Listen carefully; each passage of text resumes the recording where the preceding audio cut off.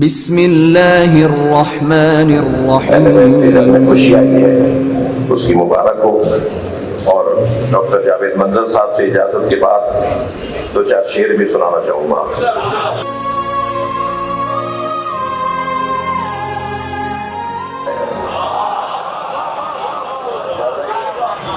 جشن میں شرکت نہیں ممکن مقدر کے بغیر. قدیری ذوق لے کر بغض حیدر کے بغیر.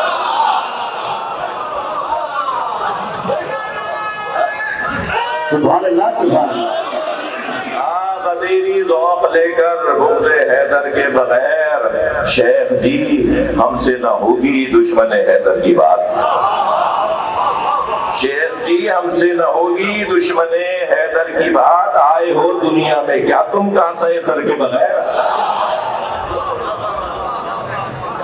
دنیا میں کیا تم کاسے سر کے بغیر. کچھ نہیں اسلام کی تاریخ میں اس کے سوا سجدہ شبیر اور ایک تیغ حیدر کے بغیر.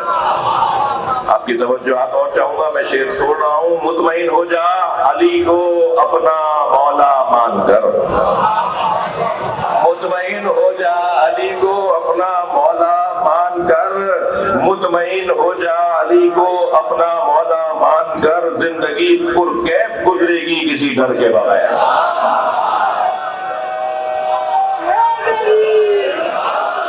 زندگی پر کیف گزرے گی کسی ڈر کے بغیر. اور توجہ چاہوں گا اس شعر کے اوپر کہ دشمن مولا کے آگے جو لیا نام علی. دشمن مولا کے آگے.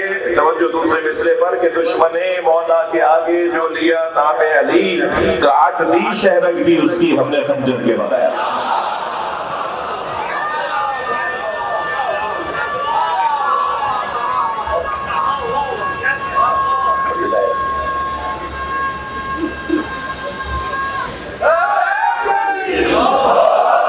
اور ابھی جو کچھ سیاسی حالات گزرے اس میں ہمارے والے تو ہمیشہ جب دشمن ہمیں کچھ یاد کرتا ہے نا تو پھر ہمارے والے کہتے ہیں کام ٹھیک کیا ہے.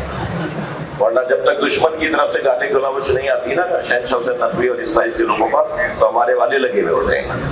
تو کل پرسوں سے جب سے دشمن نے گالیاں دینا شروع کیے ہیں تو ہمارے والے کہہ رہے ہیں ٹھیک کام کیا ہے. ورنہ اس سے پہلے مجھے ذبح کر رہے تھے. ان کو میں کچھ کہہ رہا ہوں کہ مار کا بدر و احد کا سوچ کر تازہ کرو. یعنی اپنے والوں کو نہیں کہہ رہا جو اخلاقیات کے دشمن ہیں, جو تہذیب کے دشمن ہیں, جو انسانیت کے دشمن ہیں, جو تکفیریت کا حامل وجود رکھنے والے لوگ ہیں, ان کو کہہ رہا ہوں مار کا بدر و احد کا سوچ کر تازہ کرو. ذکر حیدر آج بھی لڑتا ہے لشکر کے بغیر.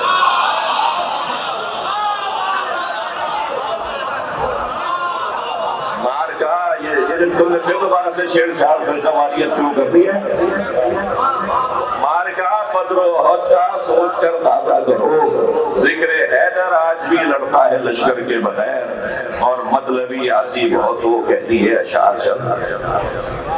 مطلبی آسی بہت ہو کہتی ہے اشعار چند. رہ نہیں سکتے ہو تم فردوس میں گھر کے بغیر.